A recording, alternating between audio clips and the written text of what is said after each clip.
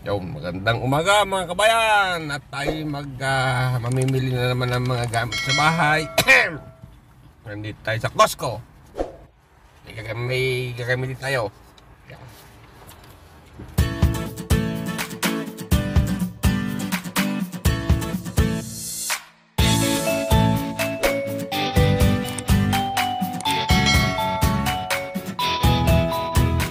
Tingnan natin kung pwede magagamit. Meron din naman palang benepisyo yan eh. $116.57. Pamimili na natin to. Member executive. Ano kaya ibig sabihin na executive? Executive member, ano ibig sabihin no?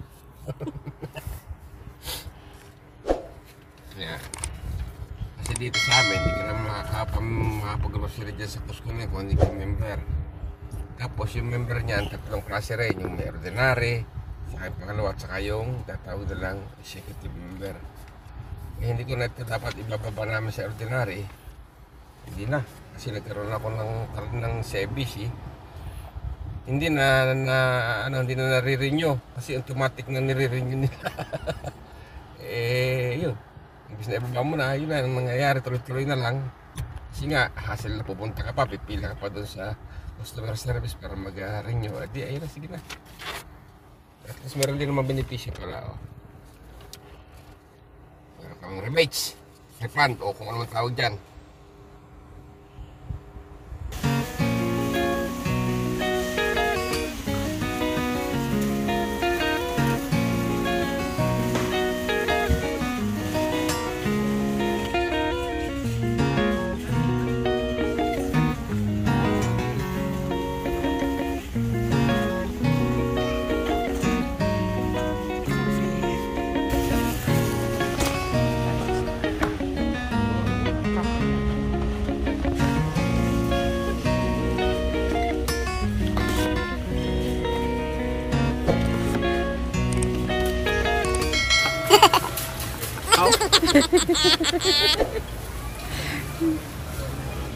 Bigat na naman.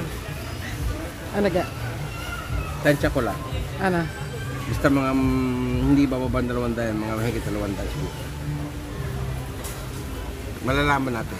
Kaya abunod pa tayo dun sa ano. Magkano yan? 116?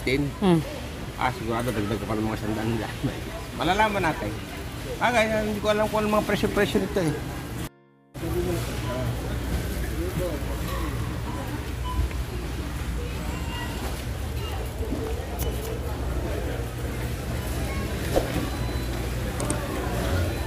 Hindi ka po pwedeng mag self-service kasi kailangan ano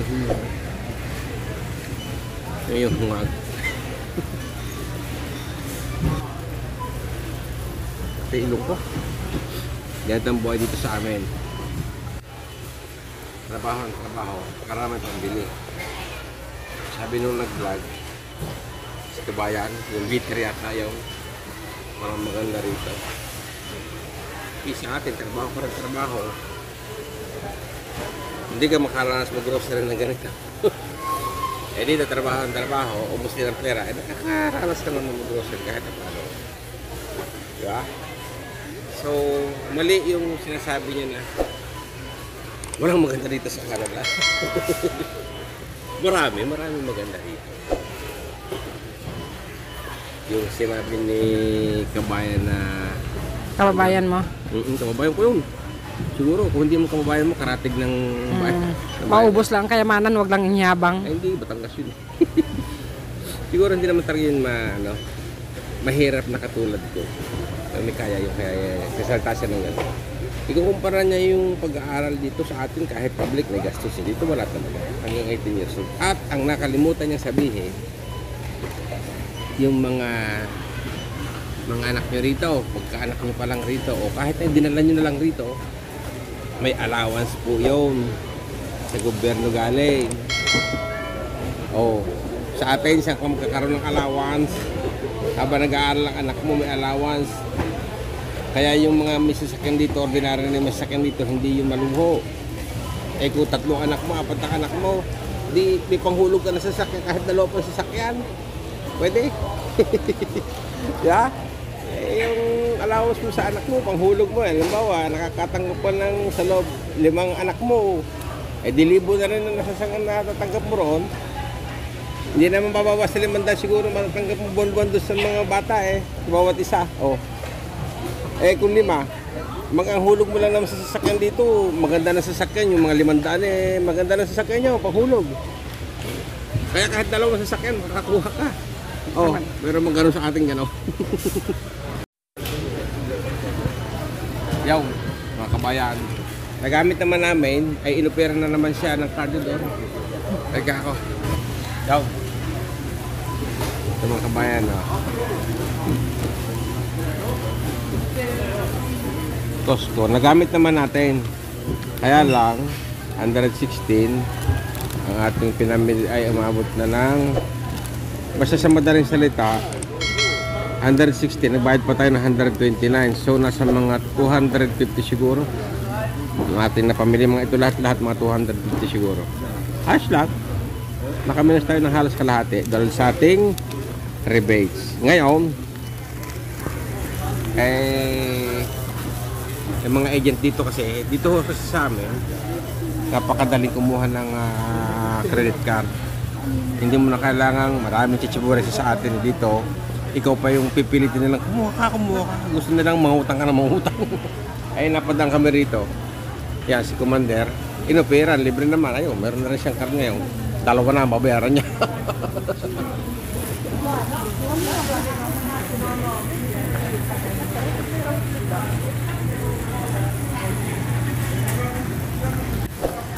Ding dong.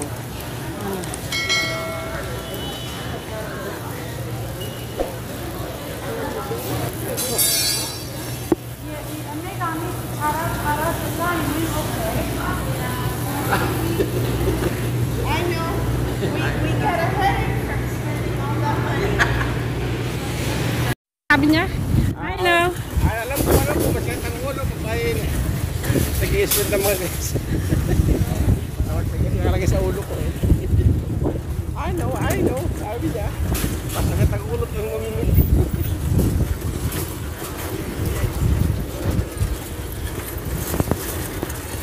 Tara, kabayan. Karga na natin. Ano naman to? Hindi naman to linggo-linggo. Siguro mga once a month or mahigit sa buwan. Ito pa lang ito magamit sa bahay. Hindi pa kasama yung aming konsumong pagkain. Mamamalingki pa kami ng pang isang linggong pagkain. Karater siguro mag-isang na naman. Okay. Ito naga. Ano ko. I-re-reimburse na. Para ako nag-driver. Dito muna tayo.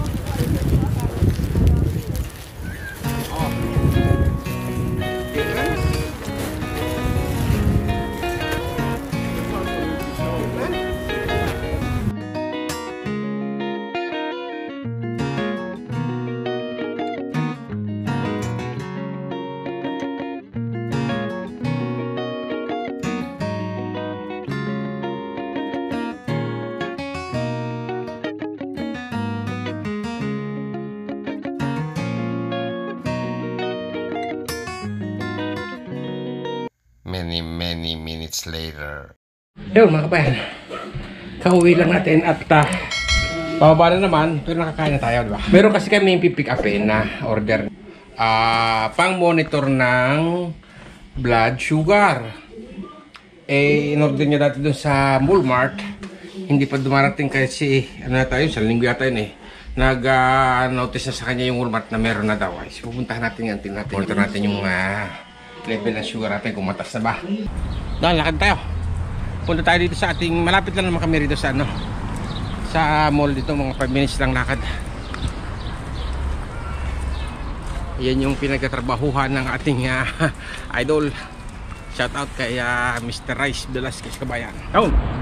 At habang tayo naglalakad mga kabayan, shout out tayo sa ating mga masugid na taga-subaybay sa ating mga channel. Kaibigan natin yan, si Raj Channel. Kumusta kabayan? Shoutout sa iyo. Kay JTV Vlogs, yan. Sam's TV, tayo ka rito, mamimingwi tayo. Exploring the nature, kabayan. Sana makarating din ako sa lugar nyo minsan. At mahilig kang gumala si kabayan. Explore natin lahat ng ating pupuntahan. Mainit. Wala kang mukha. Ganun talaga yan. Pag malamig, re-reklamo ko malamig. Oh, kararating pa lang. Re-reklamo ka na ganda mainit. Aray ko. Oh. Sabi ko sa'yo eh. Sabi ko sa'yo, kumuha na tayo sa sasakyan. Ay, naku. Mangutang na tayo. Parang tayo lalakad. Ay. Kapit ang bahay mo. Oh. Magdadala ka pa. Sige ka. Kahirap pa yan ng naglalakad lang. Oh. Bugha ka pa na dyan. Mangungutang tayo. Mag-aaral tayo. Kumuha ng lisensya. Ready to go.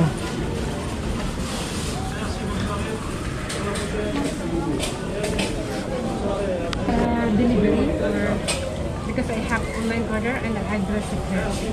Pick up? Street, Julian. Okay. Thank you. Sarap dito, malamig. Kasi mga frozen na mga frozen goods dito, di sarap dito mag-stay. Oh, nawala na.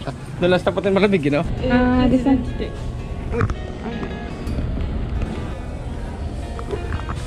Kino-confirm pa yung yung mga code dyan, number.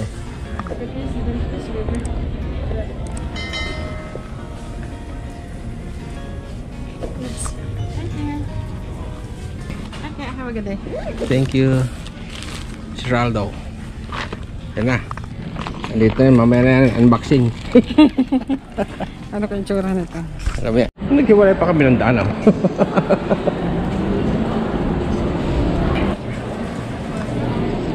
Tea? Bubble tea? Sama yan.